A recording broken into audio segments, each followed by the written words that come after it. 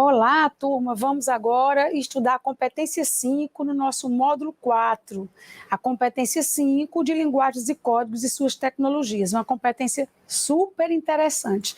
Todos firmes aí com um caderninho para anotar alguma coisa, tem uma aguinha, um cafezinho, e curtir aqui os comentários da competência 5. Vejamos o que ela diz. A competência 5 é a de analisar, interpretar e aplicar recursos expressivos das linguagens. Rita-se, porque você está enfatizando aí os recursos expressivos da linguagem. Você, por acaso, está querendo se referir às figuras de linguagem? Também, não só. Mas é importante que você já comece a pensar no que realmente a competência significa. Se você se familiarizar com as competências e as habilidades, você vai se sentir muito mais seguro na hora de resolver sua questãozinha. Então, recursos expressivos das linguagens podem ser figuras de linguagem, mas não são obrigatoriamente as figuras. Podem ser até recursos de pontuação, podem ser recursos não verbais, recursos figurativos, icônicos, podem ser recursos gestuais, porque nós não estamos falando de língua, turma, nós estamos falando de linguagem. Então, nós precisamos ter uma visão de que há uma diferença entre linguagem e língua. A língua, turma, é um código que a sociedade usa em conjunto, é um código conhecido pelas pessoas do grupo. E a linguagem não é somente a verbal, a linguagem das línguas, das palavras, a linguagem escrita, a linguagem oral. A linguagem pode ser muito mais que isso. Pode ser a linguagem de figuras, de gestos, de movimentos, pode ser uma linguagem artística. Então, linguagens não devem ser entendidas como línguas. Entendido, gente?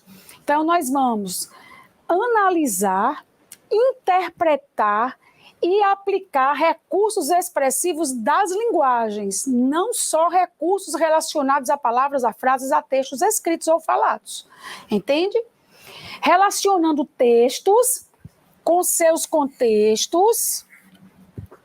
Daqui a pouquinho eu falo um pouco sobre contexto para vocês, mediante a natureza, aqui significando o tipo de algo, a função, a organização, a estrutura das manifestações. Rita-se, devagar.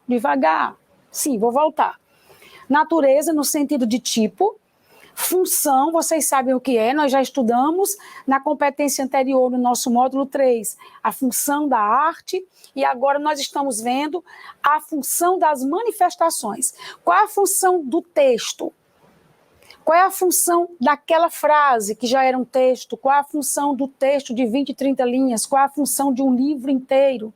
Qual é a função daquelas imagens, daquelas figuras, daqueles gestos, daquela mímica?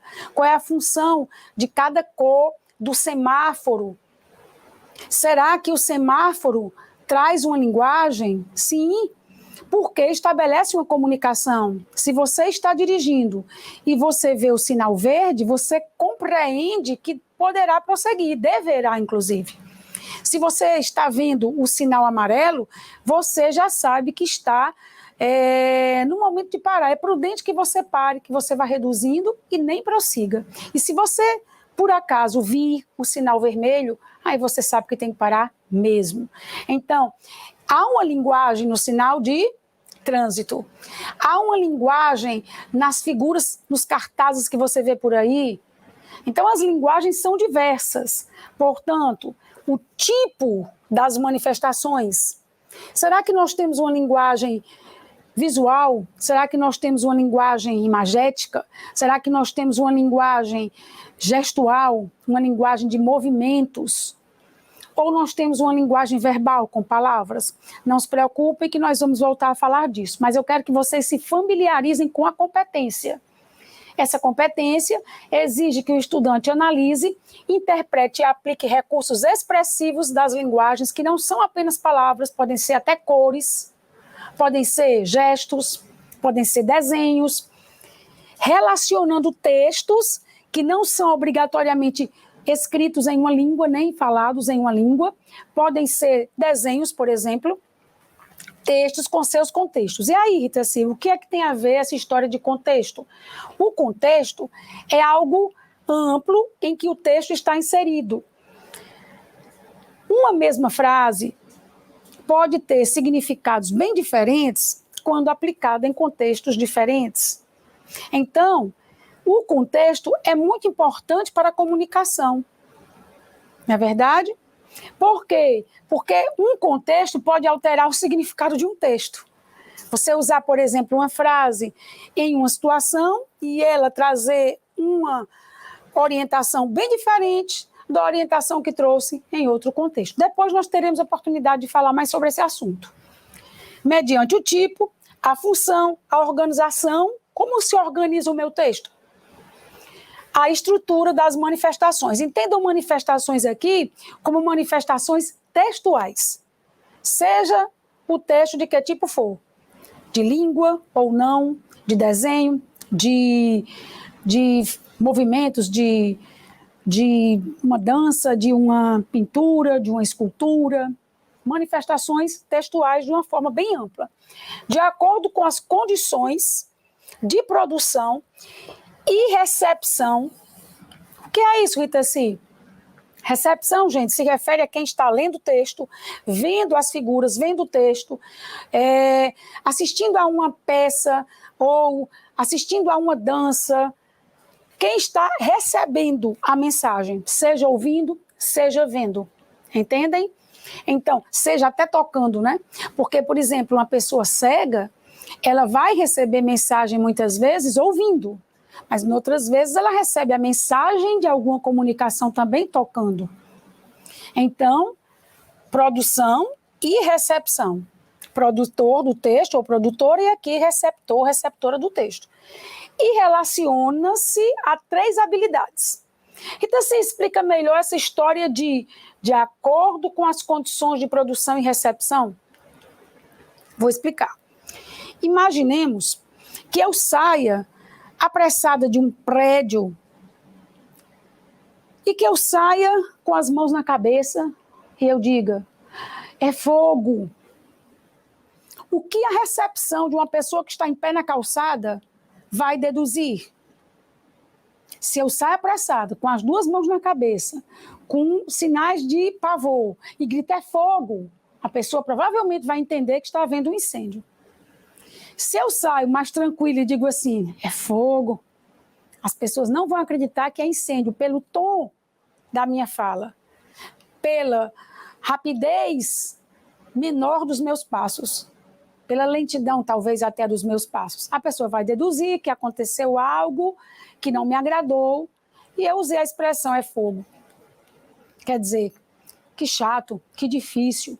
Então, dependendo da situação, do contexto, essas informações vão ser interpretadas de uma maneira ou de outra.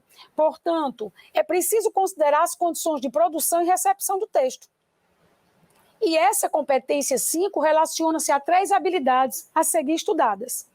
Consideramos mais profícuo, que significa isso? Mais rentável, mais proveitoso, mais frutífero. Neste módulo, tratar da competência à medida que tratarmos de cada habilidade separadamente. Embora eu já tenha aqui falado bastante sobre elementos que estão no conceito da competência, né? As questões da sessão, exercitando uma, serão distribuídas em 4 momentos. Então, aí está uma orientação inicial sobre a competência 5 e nós vamos agora para a sua primeira habilidade, que é a habilidade 15. Vamos entender a habilidade direitinho. Estabelecer relações entre o texto literário, esse é um texto específico, aqui não entraria um texto de figuras, um texto icônico, não entraria um texto de movimentos, não entraria uma dança, não entraria uma mímica, não entrariam gestos, né, não entrariam os emotions do seu WhatsApp, não. Aqui é o texto literário. Relações entre o texto literário e o que mais, gente? E o momento de sua produção. Quem está produzindo texto literário hoje no Brasil de 2022? Será que está, às vezes até inconscientemente, levando a alguma influência do momento da produção? Do que se passa em seu entorno? Do que ocorre em sua vida no ano de 2022? É possível. Provavelmente sim, alguma influência haverá. Quem produziu seu texto no ano de 1822, ano da independência do Brasil, será que esse fato histórico não trouxe alguma influência para a produção do texto literário? Ou de qualquer outro texto? Sei que essa habilidade se liga apenas ao texto literário. Então, o momento da produção se relaciona de que maneira com o texto? Situando aspectos históricos, sociais, políticos. Será que a política do meu tempo interfere na minha produção literária? Será que os aspectos históricos, os fatos históricos interferem na minha produção literária? Não obrigatoriamente, nem explicitamente. Muitas vezes sim. Muitas vezes, quando interferem explicitamente. Noutras vezes, interferem até implicitamente, metaforicamente, disfarçadamente, né?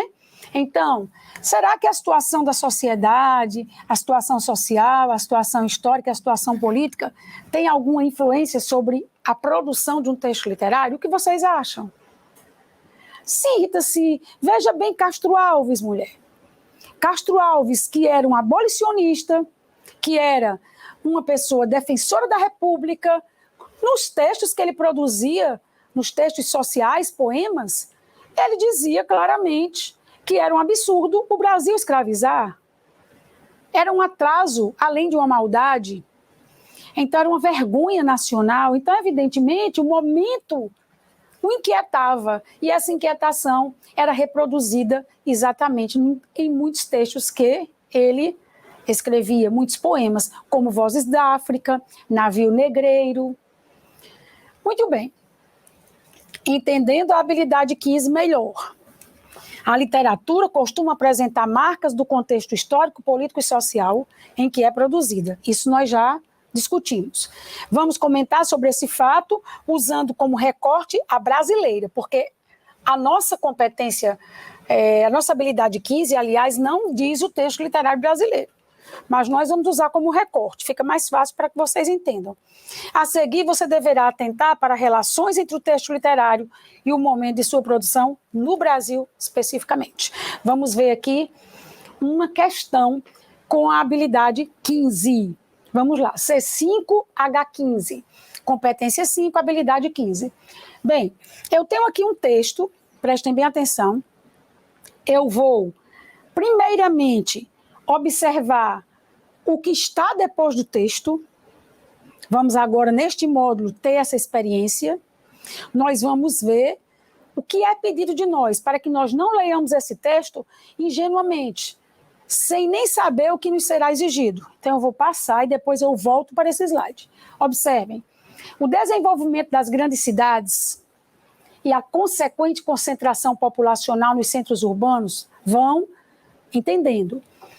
A grande cidade se desenvolve e muitas pessoas saem do campo e se concentram nela. Então, muita gente morando nas cidades. As cidades se enchendo de pessoas. Geraram mudanças importantes no comportamento dos indivíduos em sociedade. No poema de Mário de Andrade, publicado na década de 1940, A Vida na Metrópole. Lembra vocês que Mário de Andrade era um paulista, um paulistano, aparece representada pela contraposição entre, vejam bem, no poema de Mário de Andrade, A Vida na Metrópole, São Paulo, né? Aparece representada pela contraposição entre o quê? E aqui eu tenho algumas opções. Então, eu já vou saber o que se contrapõe. Quer dizer, eu vou voltar para o meu texto sabendo o que eu vou procurar. Eu preciso procurar uma contraposição. De que contraposição Mário de Andrade falou? Amor e ódio, riqueza e pobreza, paciência e impaciência. Que contraposição houve? Vamos ver. Vamos ver. Vamos lá. Vejam, aqui o bonde abre a viagem. No banco, ninguém. Estou só, estou sem. Depois sobe um homem. No banco sentou. Companheiro voo. O bonde está cheio. De novo, porém, não sou mais ninguém. Então, o que você percebe? Ele entrou no bonde, estava sozinho. Olha a solidão. Depois subiu um homem. Sentou no banco. E aí ele se sente em uma companhia. Companheiro voo. Mas agora, o bonde já cheio e ele é só mais um naquela multidão que se encontra dentro do transporte. Então, não sou mais ninguém, sou só mais um. Então, você percebe aí uma oposição, um paradoxo, né? Porque há tantas pessoas no bonde e a pessoa parece que não é vista pelas demais, não é mais ninguém. Então, gente, você já percebe aqui que oposição tem. Vamos ver. Solidão e multidão, não é verdade? Carência e satisfação, não houve elementos no texto que me mostrassem que ele estava carente e depois foi satisfeito. Pelo contrário, houve uma frustração. Ele entrou no bonde, não havia ninguém, depois entrou um homem, depois vieram muitas outras pessoas e ele não conversou, ele não interagiu. Então, multidão e ao mesmo tempo solidão. Será que nós nos sentimos assim nas metrópoles? Vamos lá. Carência e satisfação não foi o caso. Mobilidade e lentidão, isso não apareceu no texto. Ninguém sabe se esse bonde é rápido ou lento. Amizade e indiferença, não houve caso de amizade. Mudança e estagnação também não. Então está aí a nossa questão facílima. Vocês perceberam como fazer a questão? Lê o enunciado, dá uma olhadinha nos itens, nas opções, aliás, e volta para o texto. Vamos ver a próxima. Vamos lá. Questão número 2. Triste Bahia, Gregório de Matos Guerra, um poeta barroco. Vamos agora dar uma olhadinha no restante da questão. Aqui eu tenho um quarteto, né? Eu tenho 4 versos. Vejamos o próximo. Tenho outro quarteto, né? A estrofe de 4 versos. E em seguida tenho 2 tercetos, 2 estrofes de 3 versos. Esse é um soneto. Soneto feito de 2 quartetos e de 2 tercetos. Ao todo, 14 versos, feitos por um barroco, por um homem de 1600 e tarará, por um poeta que teve o apelido de Boca do Inferno. Por quê? Porque realmente denunciava de modo incisivo, de modo ousado, de modo atrevido, o que ele percebia que merecia ser denunciado. Então, Boca do Inferno, barroco, Gregório de Matos Guerra. Ele era um cultista, gostava muito de fazer jogo com as palavras. Então aqui eu tenho um soneto cultista de Gregório de Matos Guerra. O cultismo se caracteriza na estética barroca pelo jogo de palavras mais que pelo jogo de argumentos. Nós temos outro barroco de grande referência, que é o padre Antônio Vieira, que era um conceptista. Ele se envolvia muito mais com o jogo de argumentos do que com o jogo de palavras. Para o padre Antônio Vieira, predominavam os argumentos. Para o Gregório de Matos, predomina o jogo de palavras. Ou seja, predomina é diferente de somente a jogo de palavras. Não é assim? Gente, vamos ver o restinho. Vamos ver o enunciado. Rita-se, antes de ler o poema, exatamente. Vamos lá, o poema acima comprova que... Por quê, gente? Porque o enunciado me ensina, me abre os olhos, pessoal. Olha, o poema acima comprova que a arte literária pode refletir, não é obrigatório que isso aconteça, mas pode acontecer, características dos contextos histórico, social e político em que se dá a sua construção, a sua produção. Então, produz um poema hoje, ele pode refletir aspectos históricos do tempo de sua produção, aspectos sociais, aspectos políticos. Bem como pode produzir também aspectos particulares meus, né? mas isso aqui é fato. Muito bem. Então, vejam, a opção que torna clara alguma dessas características da Bahia no tempo de que se queixa Gregório de Matos é... Gente, agora muita atenção. Esta parte se chama comando da questão. A parte anterior que eu grifei é o momento de eu aprender, de eu abrir os olhos. A parte posterior diz a opção que torna clara alguma dessas características. Então, gente, vamos nos ligar. A opção que torna clara alguma dessas características, dessas quais? Porque se eu usei a palavra dessas, é porque as características já foram citadas, não é, pessoal? Quais? Históricas, alguma característica histórica, alguma característica, deixa-me ver, política ou social. Qual é a opção que tem? Será que eu seria capaz de resolver essa questão, hein, gente? Sem nem precisar ler? Eu estou procurando uma opção que mostre alguma característica histórica ou social ou política de que época? A opção que torna clara alguma dessas características da Bahia, em que tempo? No tempo de que o Gregório está se queixando, reclamando. Gente, às vezes você entende o poema, você é bom no conteúdo, mas não presta atenção no enunciado da questão. Vamos ver, ó. Tem que ser no tempo de que ele está se queixando, um tempo de que ele está reclamando. Eu vou tentar fazer a questão sem ler o poema. Vamos lá. Triste Bahia, ó quão dessemelhante estás e estou do nosso antigo estado. O que quis dizer o poeta? O que significa dessemelhante? É aquilo que não é semelhante, ou seja, é aquilo que é diferente.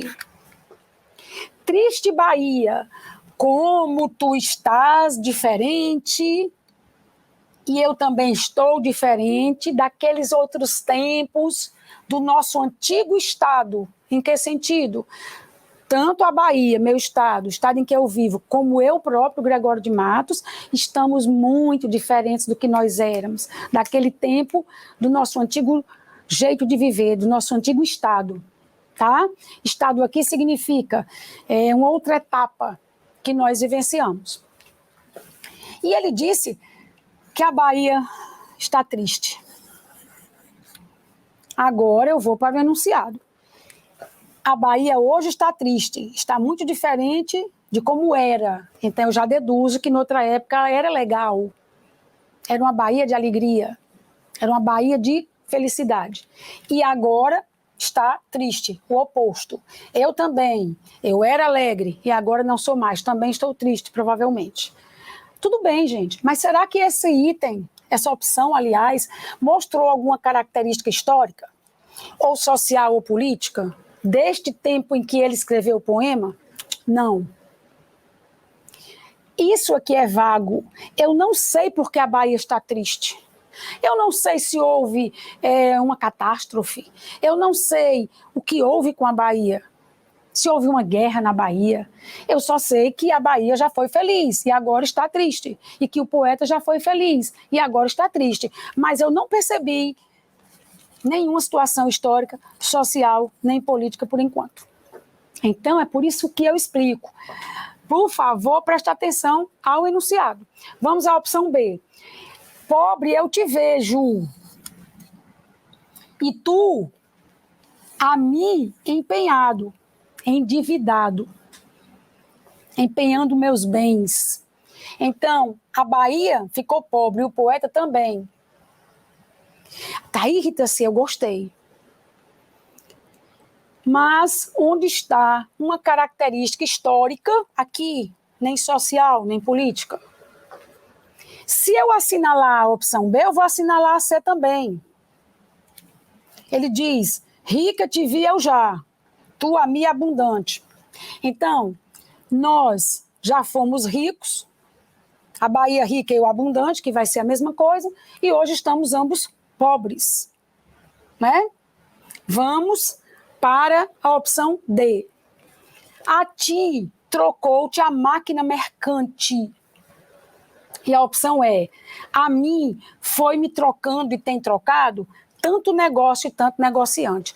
Negócios que eu andei fazendo, pedindo emprestado algum dinheiro, comprando algo e não podendo pagar, sendo explorado. A opção E só fala do poeta, não fala da Bahia.